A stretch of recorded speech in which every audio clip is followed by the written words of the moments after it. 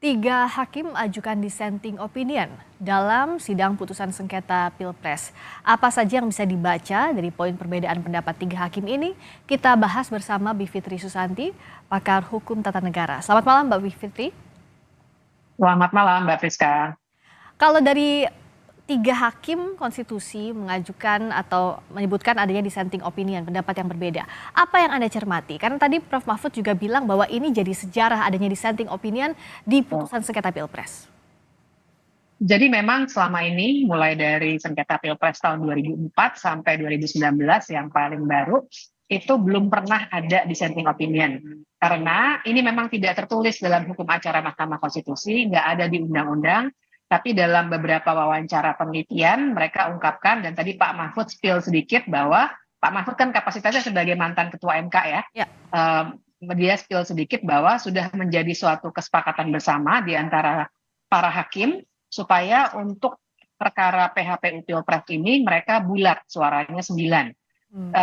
Kenapa? Karena tujuannya untuk menjaga legitimasi pemerintah yang terpilih.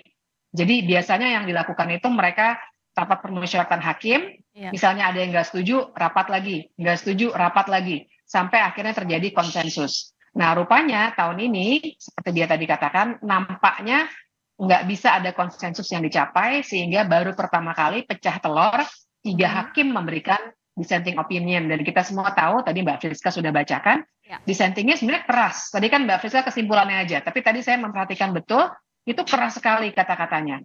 Diungkapkan dengan lugas gitu, bahwa memang telah terjadi pelanggaran kampanye terselubung, bahasanya udah begitu tuh. Jadi saya kira ini catatan penting yang menandakan bahwa PHPU Pilpres kali ini atau Pilpres kali ini memang luar biasa dibandingkan dengan Pilpres yang terjadi setelah Orde Baru. Ada agree to disagree yang terjadi di Mahkamah Konstitusi, akhirnya dissenting opinion ini dibacakan secara terbuka.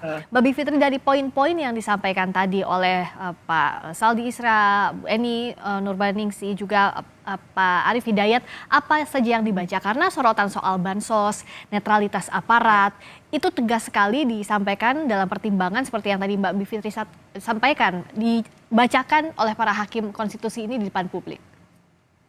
Jadi misalnya Hakim Saldi Isra itu berbedanya di dua hal, dan itu dia tekankan betul. Soal bansos dan juga keterlibatan aparat negara. Menurut dia dua-duanya beralasan. Sama sebenarnya Bu Eni maupun Pak Arief Hidayat juga menyatakan hal yang sama. Jadi kalau bacaan saya kira-kira begini, kalau kita abstraksikan ya. Titik tolaknya antara 5 yang menolak gitu ya, yang mayoritas, dengan 3 yang dissenting sebenarnya di dua tempat. Yang pertama, cara pandang 3 hakim yang dissenting itu, mereka melihat melampaui hukum tertulis. Jadi mereka menekankan sekali, Bu Eni pakai bahasa yang sama dengan Pak Arief Hidayat, bilangnya ini rule of law itu sangat terkait dengan rule of ethics. Mereka sudah mau bilang, nggak bisa loh lihat hanya hukumnya, tapi juga lihat bahwa ada pelanggaran etik yang luar biasa. Bahasanya sama tuh, rule of ethics gitu katanya. Nah itu, jadi dari situ aja, perbedaannya jadi tajam ujungnya. Seakan-akan sederhana, tapi sebenarnya ujungnya tajam. Karena kalau kita perhatikan, argumen putusan dari 5 hakim, itu semuanya kata-katanya adalah tidak beralasan menurut hukum. Nah, bahkan ada di suatu titik tuh, ada nanti kalau putusannya sudah beredar bisa dibaca bareng-bareng, mereka bilang bahwa ya memang ada pelanggaran di soal bansos. Tapi karena waktunya nggak cukup, mereka nggak bisa membuktikan ada intensi. Istilahnya begitu, intensi dari Presiden Joko Widodo bahwa ini memang tujuannya untuk memenangkan Gibran begitu ya. Jadi ibaratnya mereka mau bilang memang mereka nggak bisa membuktikan tuh dalam waktu yang sedikit, walaupun mereka setuju ada kesalahan-kesalahan itu. Titik tekannya di situ. Nah yang kedua tuh 14 harinya. Jadi 3 hakim yang dissenting juga mengkritik, mana mungkin 14 hari itu memang mereka 8 hakim nggak bisa mencapai, kalau dalam kita sering sebut ya dalam hukum itu beyond reasonable doubt gitu. Jadi keyakinan yang benar-benar nggak bisa dibantah lagi, kalau cuma 14 hari itu nggak akan cukup. Nah sementara 5 hakim yang mayoritas bilangnya ya udahlah pokoknya nggak berhasil dibuktikan. Nah gitu kira-kira. Jadi perbedaan besarnya di situ, sehingga ujungnya memang sangat berbeda.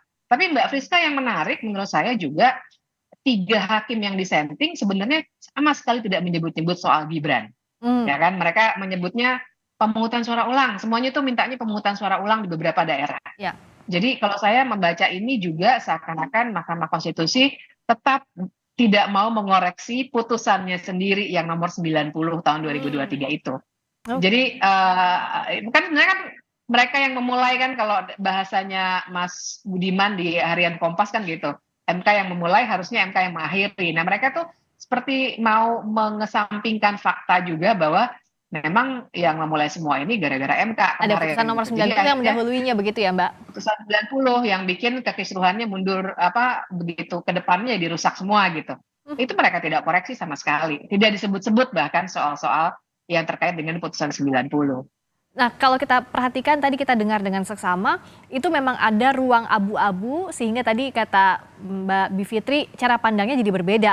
Ada rule of law dan rule of ethics. Misalnya saja soal Ya, bansos dia anggap bahwa sebagian hakim yang lain bilang bahwa itu tidak melanggar hukum positif, tapi catatannya nanti ke depan tidak dilakukan jelang pemilu. Nah, ruang abu-abu ini kan harusnya dievaluasi. Jangan sampai nanti betul. jadi presiden untuk pemilu-pemilu selanjutnya ada ruang abu-abu yang membuat sengketa pilpres ini semakin pelik. Apa yang menurut Mbak Bivitri harus diperbaiki? Ya, memang walaupun ya barangkali ada sedikit kekecewaan dari sebagian pihak tentu saja ya, tapi kalau kita harus melihat silver liningnya, kita melihat positifnya, sebenarnya putusan ini berhasil membuatkan paling tidak beberapa catatan apa saja yang harus diperbaiki.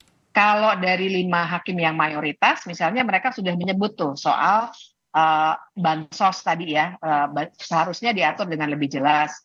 Kemudian pelanggaran pemilu yang juga perlu diperluas ke Mahkamah Konstitusi karena di Bawaslu banyak sekali yang ternyata tidak selesai. Ya. Sementara cara pandang 5 hakim yang mayoritas bilangnya ya udah, kalau memang di Bawaslu sudah berhasil, sudah ditindaklanjuti, MK tidak lagi berwenang Ya. untuk memeriksa ulang, kurang lebih begitu.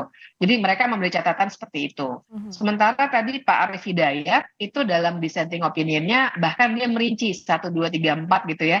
Ya. Salah satunya misalnya selain soal bansos, di bagian di Undang-Undang Pemilu juga ada beberapa hal yang kita semua harus perhatikan tuh, soal nepotismenya, kemudian kejelasan soal boleh tidak berkampanye, pengerahan aparat misalnya. Dan Pak Arief Hidayat juga membuat satu daftar khusus yang menarik sekali soal pentingnya undang-undang lembaga kepresidenan. Hmm. Nah, ini yang juga bisa mencegah presiden menyalahgunakan wewenangnya, terutama ketika mau pilpres lagi ya, menguntungkan entah dirinya sendiri, entah keluarganya seperti sekarang, atau Hmm. partainya.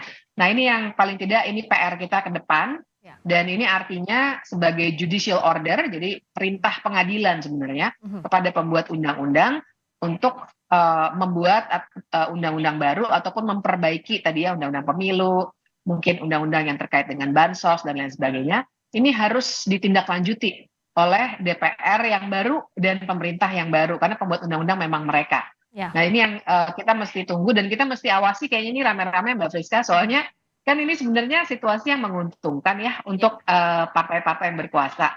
Saya Ya. khawatir sekali kalau nggak kita dorong, kita kawal, ya ini nggak akan ditindaklanjuti walaupun ini Mhm. perintah dari Mahkamah Konstitusi. Ya, kita sama-sama hormati putusan MK yang final dan mengikat, tapi di sisi lain juga harus ada perbaikan ke depannya, termasuk tadi judicial order yang disampaikan Mbak Bivitri agar hasil putusan Mahkamah Konstitusi betul-betul beyond reasonable doubt, tidak ada keraguan yang ditimbulkan di kemudian hari. Terima kasih banyak atas waktunya Mbak Bivitri Susanti, pakar hukum tata negara. Selamat malam.